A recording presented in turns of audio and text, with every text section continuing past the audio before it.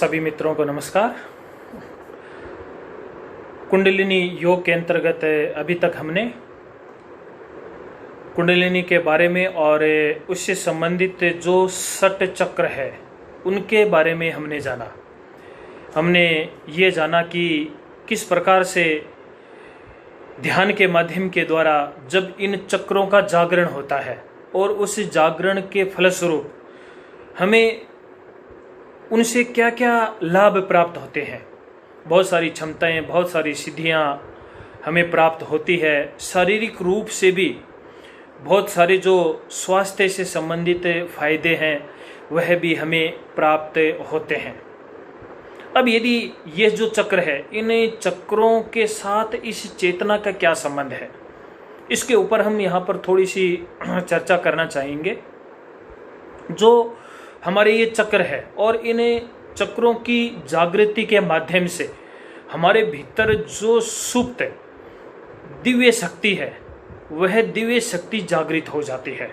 यानी कि उन दिव्य शक्तियों का जिनका अभी तक हमें नॉलेज नहीं था, जिनका अभी तक हमें ज्ञान नहीं था, उनका प्रादुर्भाव होता है, वह जागृत होती है, वह हमारे सामने प्रकट होती है। उससे हमारी चेतना का दिव्य रूपांतरण होना शुरू हो जाता है। यानी कि जैसे जैसे एक एक चक्र का भेदन होता जाएगा वैसे वैसे हमारी चेतना के अंदर भी एक दिव्यता का भाव आता जाएगा और उसका रूपांतरण शुरू हो जाएगा। यहाँ पर रूपांतरण का हम अर्थ यूं भी कह सकते हैं कि उस चेतना के अंदर जो अत्यधिक तामसिक प्रवृत्तियां थी वह तामसिक प्रवृत्तियां धीरे धीरे कम होते होते हमारे चेतना का रूपांतरण होते होते हम सात्विकता की ओर बढ़ते हैं। और जितने अधिक हम सात्विकता की ओर बढ़ेंगे उतनी ही दिव्यता जो है वह प्रकट होनी शुरू हो जाएगी। और यह रूपांतरण हमारी वाणी, व्यवहार और जो हमारा आचरण है उस आचरण में तथा स्थूल शरीर के एक एक कोषाणु, यानी कि एक एक सेल जिसको हम कोशिका बोलते हैं, एक एक कोषाणु में प्रतिबिंबित होने लग जाता है। यानी कि न केवल हमारे अंदर खुद के भावों में, विचारों में, बल्कि हमारा जो यह शरीर है, इस शरीर के अंदर भी ये सारी की सारी जो चीजें हैं वह दिखाई देने लग जाते हैं। एक दूसरा व्यक्ति भी इस प्रकार के जब साधक को देखता है तब उसको भी लगता है कि यह कोई एक पहुंचा हुआ साधक है। वह क्योंकि उसका आभामंडल ही इतना पवित्र हो जाता है, उसके आभामंडल के अंदर इतने पवित्र रंग भर जाते हैं कि हर कोई उनके संपर्क में आने पर व्यक्ति प्रभावित हो जाता है। तो ये सारे के सारे जो गुण है यह साधक में प्रचलित होने लग जाते हैं, दिखाई देने लग जाते हैं। प्राण, मन, बुद्धि, हमारा जो शरीर आदि समस्त अस्तित्व में सात्विकता बढ़ जाती है। ये सात्विकता जब मन में, प्राण में, शरीर में बढ़ेगी तभी हमारे व्यवहार में आएगी, हमारे आचरण में भी यह चीज आएगी। और चित्त की एकाग्रता भी चक्रों के जागृत होने से इतनी बढ़ जाती है कि हम सहज ही योग की सूक्ष्म अवस्थाओं में प्रवेश करने लगे जाते हैं। तो इस प्रकार हम देखते हैं कि इन चक्रों का भेदन वास्तव में मात्र इस शारीरिक स्वास्थ्य या हमारे अंदर पैदा होने वाली सिद्धियों तक सीमित नहीं है। वास्तव में यह चेतना का रूपांतरण है। और ये सिद्धियां क्यों प्राप्त हो रही है? इस चेतना के रूपांतरण से ही सिद्धियां प्राप्त हो रही है। हमारी चेतना का जितना सात्विक रूप से रूपांतरण होगा, हमें अपने आप ही शारीरिक लाभ, मानसिक लाभ और जो आध्यात्मिक लाभ है वह हमें प्राप्त होने शुरू हो जाएंगे। इसी प्रकार हमने जो ईड़ा, पिंगला और सुषुम्ना नाड़ी की जो बात कही थी कि ये जो नाड़ियां हैं यह इस मूलाधार चक्र से निकलती है और इनसे यह जो ऊर्जा है यह प्रवाहित होती है। और किस प्रकार से जब चक्रों का जागरण होता है तो आज्ञा चक्र में इनका संगम होता है। तो यह जो हमारी 3 नाड़ियां हैं, शास्त्रों में अलग अलग चक्रों में जो अलग अलग पंखुड़ियों की कल्पना की गई है, वह उस चक्र के चारों ओर विद्यमान सूक्ष्म नाड़ियों का ही समूह है। पीछे जो वीडियो थे उसमें जो चक्र और विज्ञान की जब चर्चा चल रही थी, उस समय बताया गया था कि ये नाड़ियां वास्तव में जो प्लेक्सस है, जंक्शन है। तो यहां पर भी यह चीज कही गई है, योग के शास्त्रों में भी यह कहा गया है कि चक्रों के चारों ओर विद्यमान सूक्ष्म नाड़ियों का समूह है ये। और ये नाड़ियां स्नायु मंडल, वास्तव में योग की यदि नाड़ियों की बात कही जाए तो योग में कहा गया है कि ये नाड़ियां स्नायु मंडल नहीं है, नर्वस सिस्टम नहीं है, किंतु चेतना के विस्तार की ये माध्यम है। इनके द्वारा चेतना का हम विस्तार या विकास कर सकते हैं। यहाँ नाड़ियों का जो अर्थ है वह है प्रवाह, उस चेतना का प्रवाह है, उस प्राण शक्ति का प्रवाह है। जिस तरह विद्युत में नेगेटिव और पॉजिटिव प्रवाह साथ साथ होते हैं, उसी प्रकार हमारे शरीर के सभी भागों में प्राण एवं मन शक्ति का प्रवाह हर समय होता रहता है। वह कम ज्यादा हो सकता है, लेकिन ध्यान आदि और कुंडलिनी, या फिर हम यूं कहें कि इन चक्रों के जागरण के माध्यम से हमें इन सभी को, इस प्रवाह को, इस प्राण के प्रवाह को, इस मन शक्ति के प्रवाह को हम बढ़ा सकते हैं। और जितना यह बढ़ता है उतनी ही हमारे अंदर की जो शक्तियां हैं वह प्रस्फुटित होती है, उनका भी धीरे धीरे जागरण होता है। जो हठ योग आदि के जो ग्रंथ है उसमें तो यह भी बताया गया कि जो ये ईड़ा और पिंगला जो नाड़ियां हैं, उनमें जो पिंगला नाड़ी है, उसी नाड़ी से हमारे जो ये पंच प्राण है उनकी उत्पत्ति हुई है। हमारा शरीर में जो ये 5 प्राण है, यदि उनके स्थान को हम देखें तो हमारा जो कंठ का स्थान है, कंठ के स्थान से जो ऊपर का भाग है वहां पर उद्दान प्राण स्थित रहता है। इसी प्रकार कंठ से जो हमारे हृदय का, डायफ्राम का जो भाग होता है वहां तक प्राण रहता है, जिसको प्राण बोला जाता है। दूसरा, तीसरा जिसको समान बोलते हैं, ये समान प्राण इस डायफ्राम यानी कि फेफड़ों से नीचे और नाभि का जो भाग है वहां पर समान प्राण रहता है, और नाभि से जो नीचे का भाग है वहां पर अपान प्राण रहता है, और जो संपूर्ण शरीर के अंदर व्याप्त रहता है वह है व्यान प्राण। तो ये जो 5 मुख्य प्राण है, उपप्राण भी 5 होते हैं, तो ये जो मुख्य 5 प्राण है ये हमारे पूरे शरीर के अंदर इनका प्रवाह होता रहता है। और कुंडलिनी योग के अंतर्गत यही जो प्राण होता है, यही प्राण एक जगह केंद्रित होकर के उन चक्रों का भेदन करता है। उन चक्रों का धीरे धीरे फिर क्या होता है, जागरण होना शुरू हो जाता है।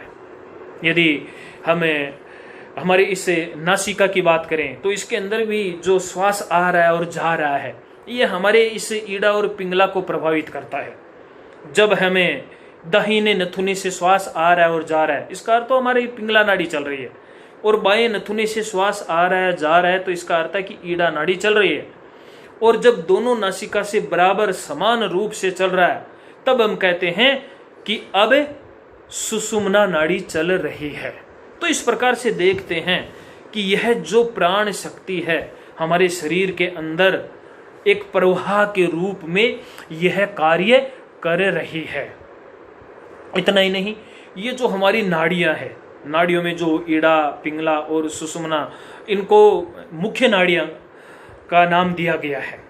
कहीं पर 10 नाड़ियां, कहीं पर जो 14 नाड़ियों की बात आती है, उन नाड़ियों में ये जो 3 नाड़ियां हैं ये प्रमुख नाड़ियां हैं, ईड़ा, पिंगला और सुषुम्ना। और इन नाड़ियों के मूल स्थान जहां पर हमने कहा कि ये मूलाधार है, और ये दोनों नाड़ियां सुषुम्ना नाड़ी से मिलकर के, क्योंकि देखिए चक्र क्यों नाम दिया गया है, चक्र इसीलिए नाम दिया गया है कि मूल स्थान जो मूलाधार है वहां पर से ये नाड़ियां निकलती है, ईड़ा, पिंगला, सुषुम्ना, ये निकलती है और मिलकर के एक चक्र यानी कि एक वृत्त, गोलाकार, जिसको हम गोल जो होता है उसका निर्माण करती है, जो रीढ़ के मूल में स्थित है। और इसी प्रकार से अलग अलग जो चक्र है वो उसी प्रकार से उन चक्रों का क्या होता है, उन चक्रों का निर्माण होता है। और ये चक्र वास्तव में हमारे शक्ति के मूल केंद्र है। और ये नाड़ियां ही प्राण और चेतना के प्रवाह को नियंत्रित करती है। यानी कि इन नाड़ियों के अंदर जो प्राण ऊर्जा बह रही है, जो चेतना बह रही है, वह नियंत्रित होती है। हमारे शरीर में भी चेतना है। अब चेतना निकल जाएगी, छोड़ के चली जाएगी आत्मा चेतना, तब वह मृत हो जाता है। तो ये चेतना इनके अंदर प्रवाह के रूप में घूमती रहती है और इनसे नियंत्रित होती रहती है। यहां से सुषुम्ना तो सीधे ऊपर, यानी कि बिल्कुल स्ट्रेट सीधे ऊपर की ओर बढ़ती है। और बीच बीच में जो हमारे शक्ति केंद्र यानी कि चक्र है, उन चक्रों के स्थान में ये नाड़ियां आपस में मिलती है और इस तरह से यह ऊपर सहस्त्रार चक्र तक के पहुंचे जाती है। तो इस प्रकार से हमारे शरीर के अंदर इन नाड़ियों के माध्यम से इन चक्रों का निर्माण होता है। और इन नाड़ियों के माध्यम से निर्माण होने के कारण से ही इनको शक्ति का केंद्र कहा गया, क्योंकि इसमें प्राण ऊर्जा है, प्राण शक्ति, इसलिए अपने आप में ये शक्ति का केंद्र है। अब जो चक्र है हमारे 6 चक्र है, और इन चक्रों के ऊपर हम जो चर्चा कर रहे थे बार बार कि ध्यान के माध्यम से इनको जागृत करना, ध्यान के माध्यम से कैसे जागृत हो।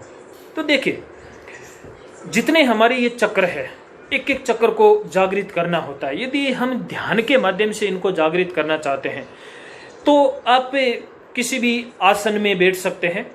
आसनों में यदि सिद्धासन हो तो और भी बढ़िया बात है, नहीं तो पद्मासन है, वज्रासन है, सुखासन है, जिसमें आप आराम पूर्वक बैठ सके। रीढ़ की हड्डी हमारी सीधी रहनी चाहिए, गर्दन भी हमारी सीधी रहनी चाहिए, यानी कि बिल्कुल हमें स्ट्रेट बैठना है। और स्ट्रेट बैठ करके आंखें बंद करके अब कोई भी अपने मन को, अपने विचारों को रिलैक्स करने के लिए, चाहे ओम की ध्वनि है, महाप्राण की ध्वनि है, लंबा गहरा श्वास लेना है, छोड़ना है, इन क्रियाओं को शुरुआत में आप कर सकते हैं। इन क्रियाओं को शुरुआत में करने के पश्चात में जब आपकी बॉडी बिल्कुल रिलैक्स हो जाए, कहने का अर्थ है कि अपने शरीर को रिलैक्स करना है। जब शरीर आपका रिलैक्स होगा, आप लंबे गहरे श्वास प्रश्वास लोगे, तो उसके साथ में धीरे धीरे आपके विचार भी रिलैक्स होंगे, आपके विचार भी शांत होंगे। अब विचार शांत होने के पश्चात में आप अपने चित्त को एक एक चक्र के ऊपर केंद्रित करेंगे। मान लीजिए हमें मूलाधार चक्र को जागृत करना है, तो आप अपने चित्त को वहां पर ले जाइए और जहां पर उस मूलाधार की स्थिति बताई गई है वहां पर अपने चित्त को केंद्रित कर दीजिए। निश्चित रूप से जब चित्त को केंद्रित करते हैं तो वहां पर कुछ न कुछ जो रूपांतरण है, कुछ परिवर्तन है, वह घटित होना शुरू हो जाता है। क्योंकि हमें उसी सिद्धांत के ऊपर काम कर रहे हैं कि जो सूर्य की बिखरी हुई किरणें हैं उनको एक लेंस के द्वारा एक जगह क्या कर देते हैं, एक जगह उनको सेंट्रलाइज कर देते हैं, केंद्रित कर देते हैं। ठीक इसी प्रकार से ध्यान यही काम करता है। ध्यान आपकी बिखरी हुई चित्त रूपी, चेतना रूपी जो ऊर्जा होती है, जो इन नाड़ियों में बह रही है, जो कि बिखरी हुई है, उनको एक जगह सेंट्रलाइज कर रहे हैं। क्योंकि जब आप एक जगह अपने चित्त को टिकाएंगे तो धीरे धीरे वह चेतना वहां पर घनीभूत होने लग जाएगी, वहां पर संग्रहित होना शुरू हो जाएगी। और आप उनको संग्रहित कहाँ कर रहे हैं, आप उनको एक विशेष केंद्र के ऊपर, एक विशेष चक्र के ऊपर कर रहे हैं। जब विशेष चक्र के ऊपर उनको आप करोगे तो धीरे धीरे वह जो चक्र है उस चेतना के प्रभाव से वह जागृत होना शुरू हो जाएगा। अब उसके साथ में हमने चक्रों में बहुत सारी चीजें बताई है, उनके तत्व है, उनके रंग है, उनके गुण है। उन रंगों के साथ में, उन मंत्रों के साथ में यदि करते हैं तो और जल्दी हमें उसका प्रभाव देखने को मिल सकता है। यानी कि ध्यान के साथ में रंग और मंत्र का भी हम वहां पर प्रयोग कर सकते हैं। और हर एक जो हमारा चक्र है, उस हर एक चक्र का अपना अपना मंत्र है, अपना अपना बीज मंत्र है। उन बीज मंत्रों के द्वारा उनको जागृत किया जा सकता है। तो ये ध्यान की एक प्रक्रिया है, या फिर ध्यान की बहुत सारी प्रक्रियाएं हैं। कोई भी प्रक्रिया को अपना करके इन चक्रों का जागरण किया जा सकता है। इसी प्रकार से हठ योग आदि जो इस प्रकार की योग की पद्धतियां हैं, उनके अंदर आसन मुद्रा आदि का बहुत अधिक महत्व है। उनके द्वारा भी उनका जागरण किया जा सकता है, उस कुंडलिनी शक्ति का। तो उसमें विशेष तौर से यदि देखा जाए तो आसनों में अर्ध मत्स्येंद्रासन है, सिद्धासन है, जानुशिरासन है। इनके माध्यम से भी कहते हैं कि कुंडलिनी शक्ति का जागरण होता है। अर्ध मत्स्येंद्रासन या पूर्ण मत्स्येंद्रासन भी हो सकता है। मत्स्येंद्रासन में हम क्या करते हैं कि जो हमारी एड़ी होती है उस एड़ी को हम शिवनी नाड़ी यानी कि जहां पर मूलाधार या कुंडलिनी का जो स्थान है उस एड़ी को उस शिवनी नाड़ी के ऊपर हम स्थापित करते हैं और वहां पर प्रेशर के साथ में उसको स्थापित करते हैं और उसके बाद में उस मत्स्येंद्रासन को लगाया जाता है। जब इसका लंबे समय तक अभ्यास किया जाता है या फिर हम यूँ कह सकते हैं कि इसके अंदर बैठ कर के यदि ध्यान किया जाए तो और ज़्यादा हमें फायदा हो सकता है। तो उस स्थिति में या उस आसन का प्रयोग करने पर भी कुंडलिनी शक्ति के ऊपर प्रभाव पड़ता है। इसके साथ ही जैसे हमने कहा कि सिद्धासन नाम से ही है सिद्धियों को प्रदान करने वाला, और सीढ़ियाँ कब मिलेगी? सीढ़ियाँ तभी मिलेगी जब हमारी कुंडलिनी शक्ति का जागरण होगा, क्योंकि इसके अंदर भी जो एड़ी है वह शिवनी नाड़ी के ऊपर टिकाई जाती है और दूसरे पैर जो होता है वह हमारा जो लिंग मूल होता है उसके ऊपर उसको टिका करके एक विशेष जो स्थिति बनती है उसमें बैठ करके सिद्धासन लगाया जाता है। और जब इस सिद्धासन का लंबे समय तक अभ्यास करते हैं, हठ योग के ग्रंथों में कहा गया है कि कोई भी व्यक्ति यदि 12 वर्ष तक शुद्ध सात्विक आहार विहार आचरण करते हुए इस सिद्धासन का प्रयोग करता है तो उसको सभी प्रकार की सिद्धियां मिल जाती है। या हम यूं कह सकते हैं कि उसकी जो कुंडलिनी शक्ति है वह ऊर्ध्वगामी होने लगे जाती है। इसी प्रकार से जानुशिरासन का देखिए अपना एक बहुत ही अधिक महत्व है। वो महत्व इस प्रकार से भी है क्योंकि जानुशिरासन जब हम करते हैं तो इसकी जो करने की टेक्निक है कि भाई सबसे पहले हम बाएं पैर को मोड़ करके और अपने उसी शिवनी नाड़ी के ऊपर एड़ी को स्थापित करते हैं। जब दूसरी बार करते हैं तो दाएं पैर को मोड़ करके उस शिवनी नाड़ी के ऊपर स्थापित करते हैं, यानी कि एक एक पैर को मोड़ करके। इसलिए जब कभी जानुशिरासन करो तब इसी प्रकार से करना चाहिए कि एड़ी जो है वह वहां पर टिके, तभी जानुशिरासन का फायदा। नहीं तो कंपटीशन और के लिए तो करते हैं, वो एक अलग चीज होती है। तो उसी से क्या होता है, क्योंकि जब शिवनी नाड़ी के ऊपर इस एक पैर को आगे करके और एक पैर को मोड़ करके जब इसका प्रयोग किया जाता है अल्टरनेट, तो इसका प्रभाव ईड़ा और पिंगला के ऊपर पड़ता है। और दोनों पैरों से करने पर जो ईड़ा और पिंगला होती है लंबे अभ्यास के पश्चात में वह सुषुम्ना में दोनों नाड़ियां मिल जाती है, इसलिए इसका महत्व है यहाँ पर। इसी प्रकार से मुद्राओं के अंदर मुद्रा है विपरीत करणी मुद्रा है, जिसके अंदर हम पैरों को ऊपर की ओर ले जा करके इसका अभ्यास करते हैं और कहते हैं कि यहाँ से हमारे ब्रह्मरंध्र से जो टपकने वाला अमृत है उसका पान किया जाता है और वह इसमें सहायक होता है। महावेद है, महामुद्रा है, यह अपने आप में बहुत ही अच्छी है इस कुंडलिनी शक्ति को जागृत करने के लिए। अश्विनी मुद्रा और वज्रोली मुद्रा, अश्विनी मुद्रा जिसके अंदर गुदा द्वार होता है उसको संकोचित किया जाता है, तो उसका भी बराबर जब अभ्यास किया जाता है तब कुंडलिनी शक्ति का ऊर्ध्वारोहण होना शुरू हो जाता है। वज्रोली मुद्रा है, यह भी इसी से संबंधित है, हालांकि गुरु की देख रेख में करनी चाहिए, लेकिन इसके अभ्यास से भी जो कुंडलिनी शक्ति है वह जागृत होती है, वहां पर रूपांतरण शुरू होता है। इसी प्रकार यदि बंधों की बात करें तो मूल बंध इसमें आता, नाम इसका मूल बंध है, जो मूलाधार को प्रभावित करता है, मूल स्थान को यह प्रभावित करता है, इससे भी शक्ति का ऊर्ध्वारोहण होता है। उड्डयन बंध भी इसके अंदर सहायक होता है। प्राणायाम के अंतर्गत यदि हम बात करें, हालांकि जो भी प्राणायाम है वह नाम इसका प्राणायाम है और हमने कहा कि प्राण जो इन नाड़ियों में बह रहा है जिनके संतुलन के लिए, जिनके विस्तार के लिए है, लेकिन फिर भी देखा जाए तो भस्त्रिका जो प्राणायाम है इसमें हम उपयोग में ला सकते हैं। इसी प्रकार से हालांकि हठयोग में षटक्रियाओं में आता है कपालभाति, जो कि आजकल एक प्राणायाम के रूप में इसलिए है क्योंकि एक श्वास प्रश्वास की क्रिया है, तो उसका भी हमारी नाभि के ऊपर चोट लगती है, तो उसके द्वारा भी कुंडलिनी शक्ति का जागरण होता है। और मंत्र के रूप में यदि देखा जाए तो हुम जो मंत्र होता है ये इसके लिए बहुत ही अच्छा है, क्योंकि कभी भी आप जब बिल्कुल आराम से बैठ करके और हुम मंत्र का उच्चारण करोगे, हुम हुम हुम, तो आप देखोगे जो नाभि का स्थान है उसके ऊपर चोट लगेगी अपने आप गुदाद्वार ऊपर की ओर खींचता है, मूलबंध लगता है। यानी कि कुंडलिनी शक्ति के ऊपर, उस सर्प के ऊपर, उस भुजंग के ऊपर चोट लगती है। चोट लगने पर वह क्या हो जाता है? वह खड़ा हो जाता है। इसके अलावा और भी बहुत सारी है, तंत्र योग में और भी बहुत सारी जो चीज़ें आएगी, यानी कि इनके माध्यम से हम उस कुंडलिनी शक्ति का जागरण कर सकते हैं।